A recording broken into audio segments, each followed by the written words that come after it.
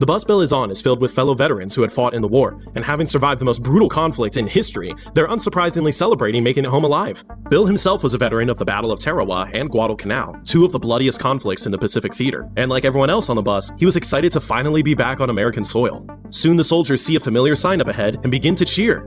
"Welcome to Athens, the friendly city." The men were finally home. But as their bus pulled into the station, these veterans did not receive the warm welcome they were expecting. The doors open, and immediately armed deputies storm onto the bus and begin harassing the soldiers. Bill watches as some of his fellow GIs are stripped of the cash they have on them, cuffed, and arrested for intoxication. The Athens that these brave men had left years ago was gone, and in its place was a living hell. See, a decade earlier in 1936, while many of these returning vets were still children, a wealthy and well-connected man named Paul Cantrell had got himself elected as sheriff of the town. His main campaign promise was to get rid of a pretty dumb law called the fee system, which allowed him and his deputies to get paid a fee for every arrest they made. Most people in the town agreed that this system would be easy to exploit if someone corrupt ever became sheriff, so they voted Cantrell in by a very slim margin to fulfill his campaign promise. Well, as soon as he was in, Cantrell did two things. One, he began rigging every future election to ensure he would always win, and two, he reneges on his campaign promise to get rid of the fee system, and instead began to arrest as many citizens as he could to exploit it. He would log up to 115 arrests in a single weekend, and in the span of 10 years, the sheriff's department collected over $300,000 in fees. That's about $5 million in today's money, and all of it went straight into the pockets of Cantrell and his henchmen. Eventually, Cantrell goes on to become a state senator in 1942, but he puts people in place to ensure his political machine can continue to run Athens. When the war breaks out, McMinn County sends about 10% of its population to fight in the war, and while the young men were away fighting overseas, the Cantrell machine tightened its grip on the town. By 1946, they had complete control of the government, elections, and the local media. Many throughout the town clung to the only hope they had, that one day, when the GIs got back, things would be different. Now adults, the returning veterans, were getting their first taste of just how bad the corruption in their town had become. They had all received a lump sum from the government known as mustering out pay for their time served in the war, and this extra cash made them prime targets of the sheriff's department. Many vets were arrested in bars for intoxication or on the street for minor infractions. The GIs grow tired of being constantly harassed and paying these fees, so they begin meeting in secret to drink and talk about the state of their town. In these meetings, they decide that this corrupt political machine needs to be broken, and so they come up with an idea. They create a nonpartisan party called the GI ticket and run 3 Republicans and 2 Democrat servicemen in various races with the goal to get Cantrell's men out of office and end his control of the town. Excited with their new mission, the veterans take to the streets to campaign. They drive around with loudspeakers and go door knocking to hand out flyers. They promise the people of Athens that despite all the previous elections, this time their votes will be counted as cast. Filled with hope that the political machine that ruined their town would finally be stopped, the townspeople come out in droves to support the GIs. But word gets to Cantrell, and not wanting to give up the racket he had run for over a decade, he decides to come back to Athens and run for sheriff again against a veteran named Knox Henry. Calls are made, and the local deputies increase their harassment of the GIs. Threatening phone calls are made in the middle of the night, and other veterans are assaulted on the streets while putting up their campaign posters.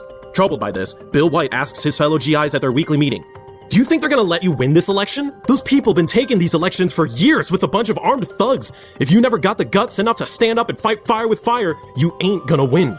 His fellow veterans disagreed. They had promised the people of Athens a free and fair election, and they all believed that it was going to happen. But Bill feared the worst, and soon all of his fears would come true. In the week leading up to the election, the town sheriff, Pat Mansfield, who had deep ties to Cantrell, deputizes 200 new agents. Many were ex-convicts and criminals themselves, and nearly all of them were from out of state. Regardless, the veterans remained undeterred and continued to go out into the community, promising the people that their votes will be counted as cast, and helping many citizens pay the poll tax required to vote.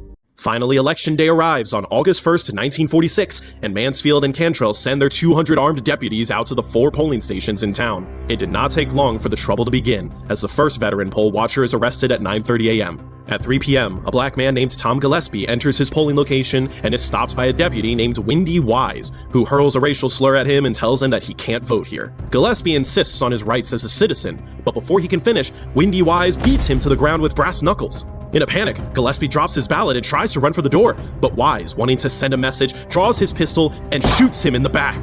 In other polling locations, GIs are shocked as they watch minors vote unquestioned, and when they step in to challenge these ballots, they are beaten and arrested by Mansfield's deputies. The day ends, and the veterans watch as Cantrell's men begin to take ballot boxes to the county jail to be counted in private.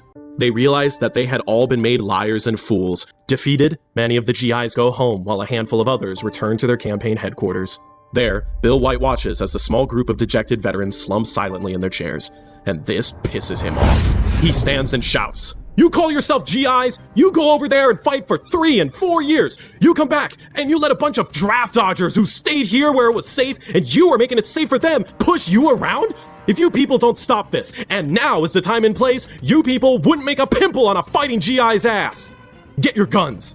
The soldiers look up at Bill and realize he had been right all along. They rush out into the night and find their fellow veterans and tell them to get their guns and meet back at headquarters. The night was not done yet, and within an hour, every veteran in town had returned, armed and ready to fight. They head to the National Guard Armory and convince the man on guard to let them borrow the weapons stored there. 70 additional rifles and 2 Thompson submachine guns are soon loaded onto a truck, and together the GIs head to the county jail where Cantrell and his men were secretly counting the ballots. They arrive at the jail at 9 p.m. to find it barricaded and guarded by 55 deputies. Bill splits his group in two, and with military precision, the veterans take their positions around the building. The GIs shout for Cantrell to bring out the ballot boxes, a request that he defiantly refuses. With Election Day coming to an end and with no other option, Bill White draws his pistol and fires the first shot. Immediately, his men follow his lead, and the jail is pelted with rounds from every veteran in the town. The submachine guns open fire, tearing holes into the walls of the building, and many of the deputies run inside for cover. Cantrell's thugs try to fire back, but against these battle-hardened veterans, their attempts were laughable.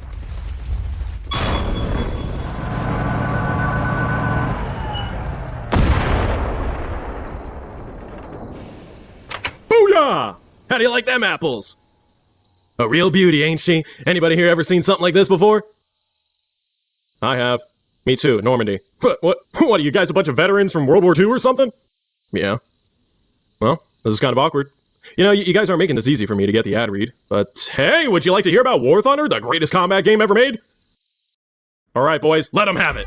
Hearing gunfire, the townspeople begin to rush out of their homes to see what is going on, and when they find out the GIs had Cantrell and his men trapped in the jail, they erupt into cheers. They rush down and take cover from behind parked cars and buildings, not wanting to miss Cantrell's end. Other citizens took this as the sign to join the fight, and they began rioting, flipping over police cruisers and burning any car with out-of-state plates that they assumed to belong to the new deputies. As the battle wears on into the early morning hours, the GIs begin using Molotov cocktails to coax Cantrell out, but they are unable to throw them far enough to reach the jail. At 2 a.m., an ambulance arrives at the scene, and the GIs assume that they are there to treat the injured inside the building. They hold their fire and watch 2 shadowy figures jump into the back of the ambulance before it speeds away. It was only later discovered that these 2 men were Cantrell and Mansfield, who used the ambulance to run from the vets. Once the ambulance was gone, the veterans began taping sticks of dynamite together and throwing them at the jail like grenades. The first attempt lands on the car of one of the deputies, and it is blasted high into the night sky. The crowd goes wild as the veterans launch 3 more bundles of TNT into the air. One lands on the roof of the jail, blowing a hole into it. Another blasts a hole in the jail wall, and the final bundle lands on Sheriff Mansfield's car and blows it to bits, causing the crowd to go even crazier. By 3:30 a.m., the remaining deputies trapped in the jail had been blasted into submission, and they surrendered to Bill White and his men.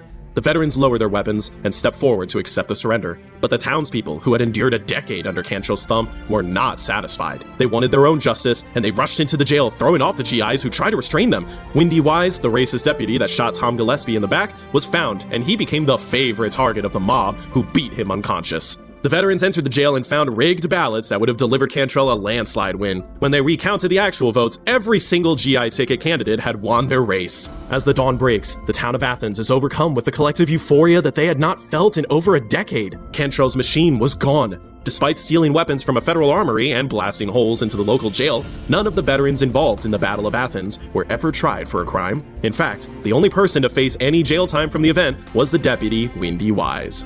Johnson County War. It's the 1880s in the Wyoming Territory, and things are going great for cattle baron Frank Wolcott. For the past 10 years, he and his friends had figured out how to use the vast amounts of public lands in the region to create what was essentially an infinite money glitch.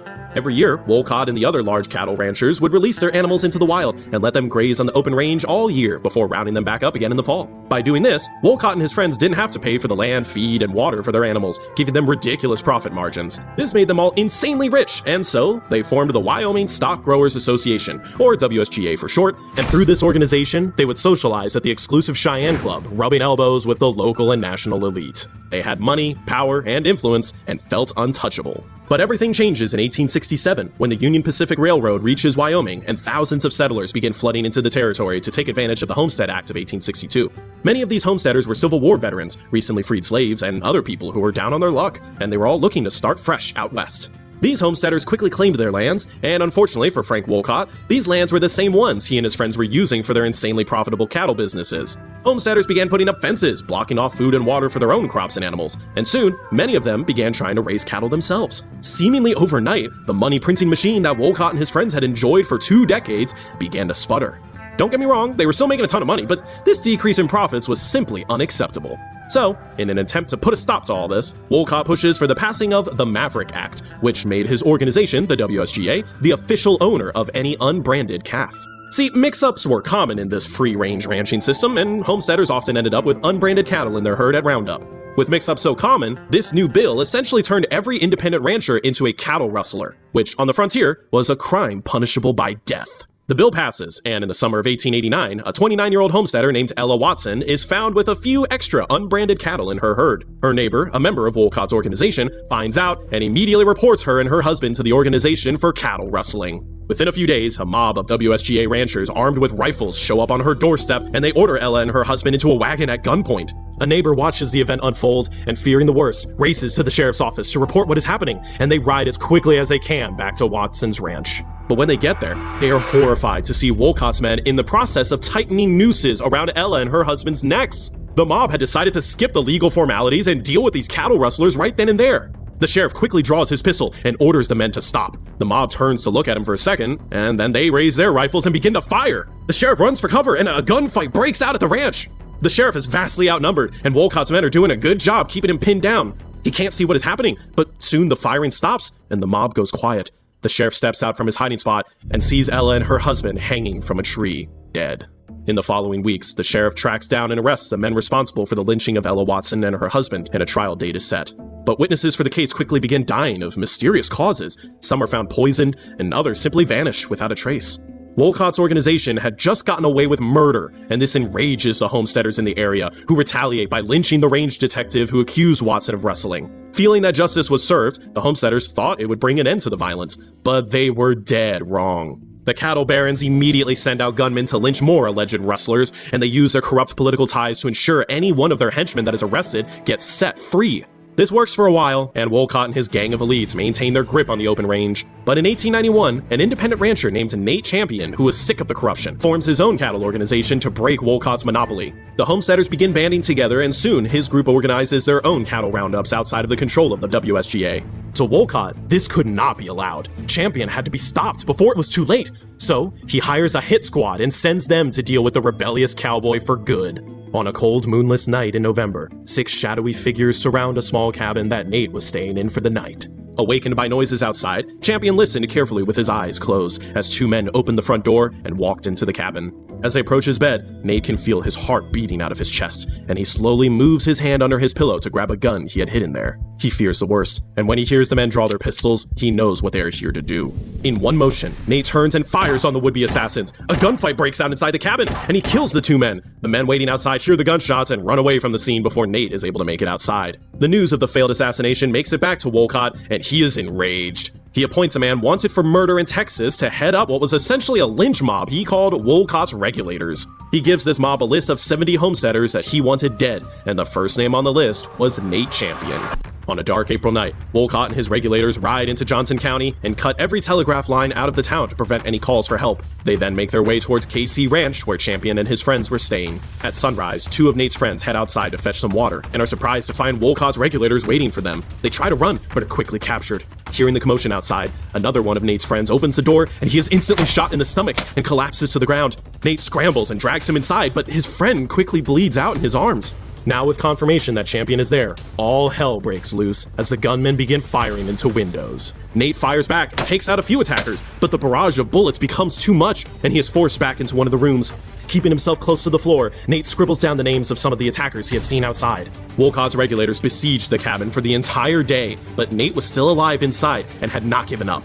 Even worse, Champion had killed 4 regulators and injured many more. The sun begins to set, and in frustration, the mob decides to set the entire home on fire and be done with it. Champion, now choking on the smoke, writes a final note in his journal. The house is all fired. Goodbye, boys, if I never see you again. He tucks the journal into his pocket, grabs a revolver in one hand and a rifle in the other. He charges out the back door and opens fire on the mercenaries in a final blaze of glory, but he is immediately hit by 28 bullets. The next morning, neighbors discover Nate's body with a note pinned to his chest, "Cattle thieves beware."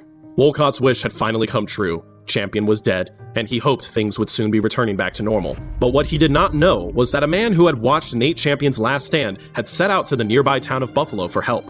He tells the sheriff there, a man named Angus, who was a supporter of the Homesteaders, what had happened, and immediately they go out into town and gather a posse of 200 men, most of whom were veterans of the American Civil War. By the end of the day, this posse had ridden back into town with the goal of finally bringing Wolcott and his men to justice. Having stayed up all night dealing with Champion, Wolcott and his thugs were completely exhausted, but they soon find themselves on the run from Sheriff Angus and are forced into hiding in a nearby barn. The regulators open fire on the sheriff's men, but this time, they weren't fighting homesteaders, they were fighting Civil War vets, who had no problems returning the favor. A local gun store owner, who was also sick of the WSGA corruption, hears the battle going on and brings some high-powered rifles to the standoff. The vets happily use them to punch holes into the barn. The siege drags on, and realizing they are outgunned, some of the regulators try to make a run for it, but the sheriff's men open fire and force them back inside.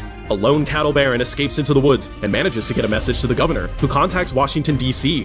2 Wyoming senators personally go to the White House and wake President Benjamin Harrison in the middle of the night to tell him there's a dangerous insurrection brewing in Johnson County, and soon the 6th Cavalry is sent in to put an end to the fighting. Sheriff Angus agrees to call off his men, with the understanding that the military will bring Wolcott and his thugs to justice. This should be an open and shut case, as in the barn, the cavalry finds dozens of weapons, over 5,000 rounds of ammunition, and Wolcott's handwritten hit list complete with listed bounties paid for each homesteader they killed. But, as strong as the evidence was, the local judicial system was already paid off by the cattle barons, and not one of the regulators were sentenced. Wolcott himself never faced any jail time, and actually went on to become a justice of the peace. Go figure. Now, it may seem like corruption still ended up winning, and the homesteaders lost the War of Johnson County, but here's the thing. The shootout at the barn against Sheriff Angus and his posse was enough to spook the wealthy ranchers in the area so badly that soon many of them, including Wolcott, left Wyoming forever. With its membership diminished and so many of its leaders gone, the WSGA opened its doors to the very homesteaders it had been terrorizing, and the organization was completely reformed. It no longer served the interests of just a handful of elites, but instead, it was transformed into a true association of ranchers that represented and defended the interests of all cattlemen in Wyoming.